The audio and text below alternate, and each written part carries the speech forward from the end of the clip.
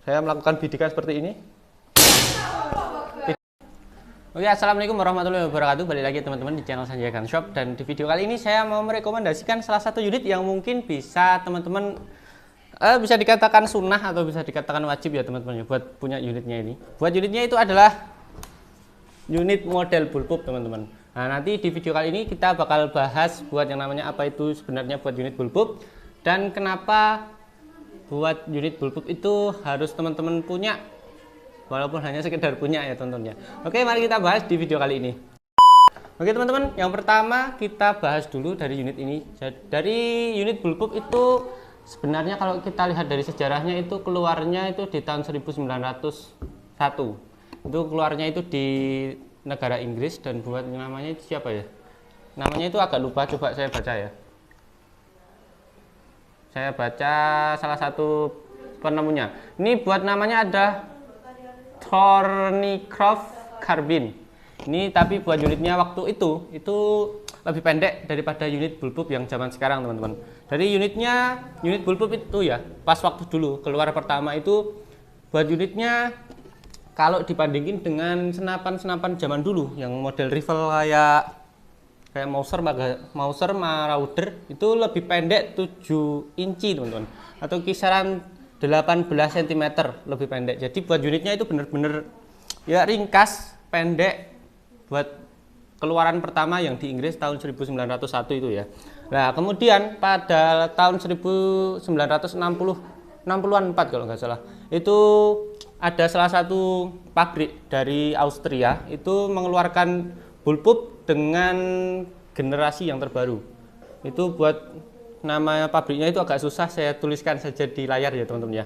Itu waktu itu buat unit bullpupnya itu lebih bagus, larasnya itu lebih panjang daripada yang keluaran sebelumnya. Dan buat yang namanya penggunaannya, recoilnya itu juga lebih bagus, terutama ketika penggunaan untuk perang ya dulu ya. Sebenarnya bullpup itu ditujukan untuk perang waktu senapan api. Terus dikopi di model unit senapan angin seperti ini.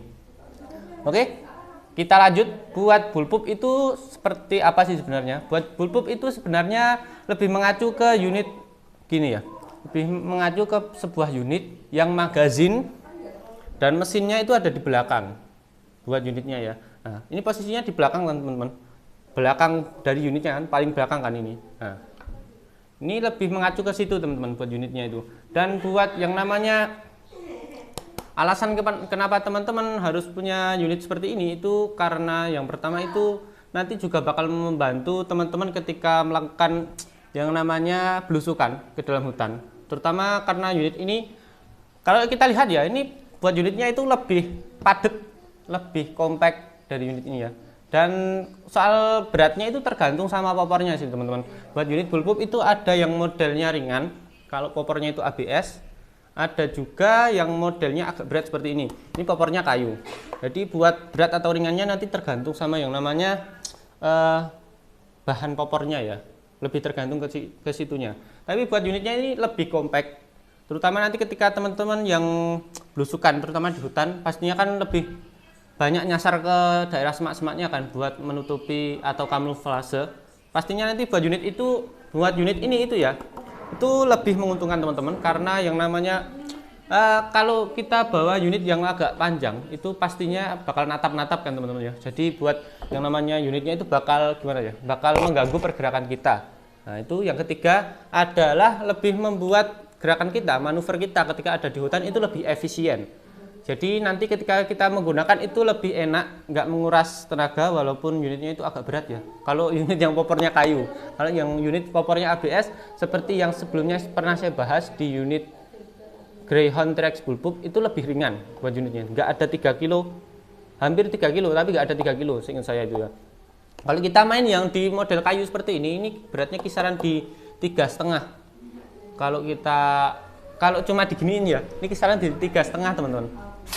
Kalau cuma ditimbang-timbang seperti ini.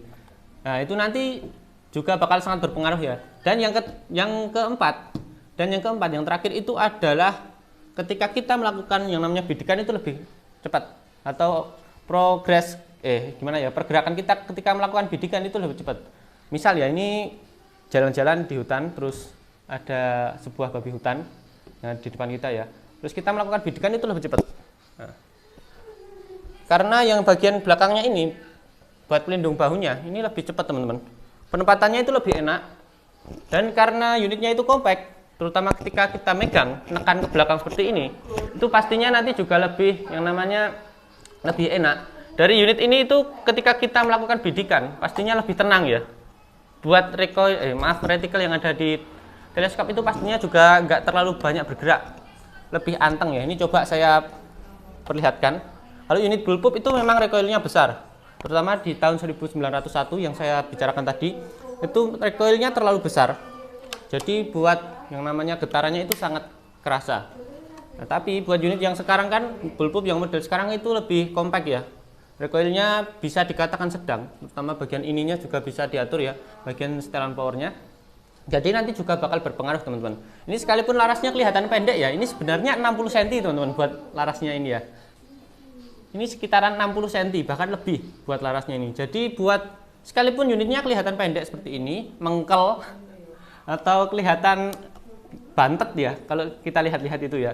Ini buat akurasinya itu nggak perlu diragukan lagi buat unit bullpup. Kalau teman-teman pengen lihat akurasi dari salah satu unit bullpup, ini teman-teman juga bisa lihat di beranda kita itu sudah ada salah satu unit bullpup. Terus saya review spesifikasi termasuk akurasinya.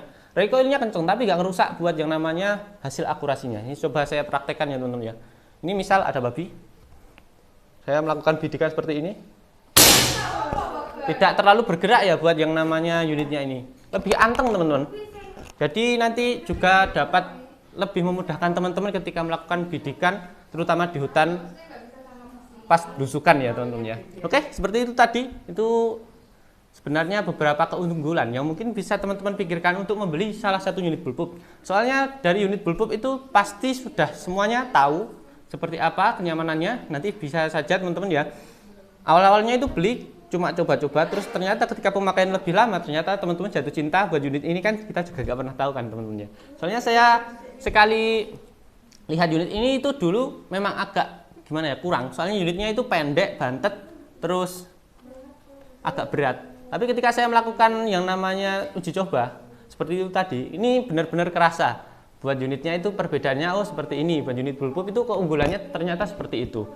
Nah, oke, seperti itu tadi teman-teman buat videonya. Terima kasih sudah menonton dan wassalamualaikum warahmatullahi wabarakatuh.